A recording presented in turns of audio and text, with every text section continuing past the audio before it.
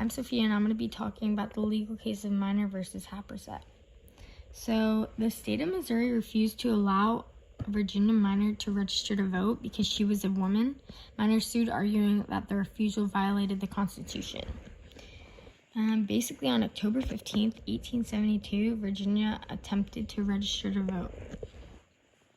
Voter registrar Reese Happersett refused to register on the basis of her gender, stating that the Missouri Constitution and state voter registration law did not allow her to vote.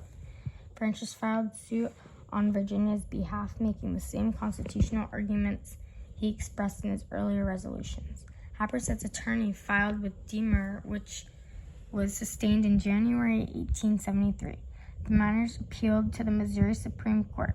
Francis added that additional argument that the vote was not among the rights of the federal government. Happersett defended on the grounds that the 14th Amendment only granted black men the vote.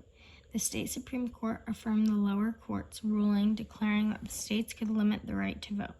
When Minor versus Happersett was decided, a unanimous court concluded that the right to vote was not to be included as a privilege or immunity to federal citizenship.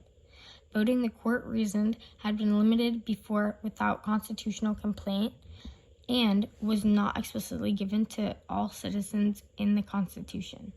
They also held that the 14th Amendment created no new privileges, and the word male made it clear that it only applied to men. And in the passage of the 15th Amendment to secure the right to vote for black men indicated that the 14th Amendment did not give the woman the vote. The decision was met with mixed reactions among women's movements and the public. In 1875, the case came to the Supreme Court because a Virginia minor was not allowed to register to vote, so she brought a case against Reese Happersett. Some of the people involved in the case was a Virginia minor, an officer of the Women's Suffrage Association, and her husband, Francis. The court decided that the suffrage was not a right of citizenship and that the right of suffrage was not protected by the 14th Amendment to the U.S. Constitution. The public believed that women were U.S. citizens, but though that voting was not a right of national citizenship. And the court ruled unanimously, ultimately deciding that suffrage was not a right of citizenship.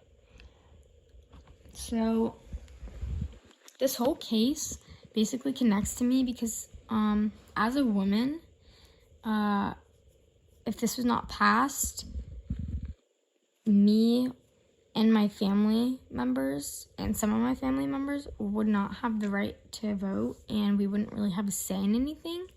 And then one example is November of 2020, my sister and my mom would not have been able to vote. And if this law was not passed, women would not be able to advocate for themselves on things that would only apply to women, and they would basically just have no say in everything. So it would kind of be a little bit unfair.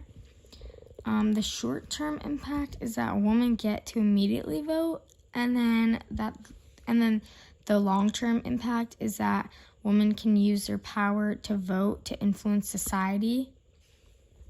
So, the long-term legislation by voting for what's important for women.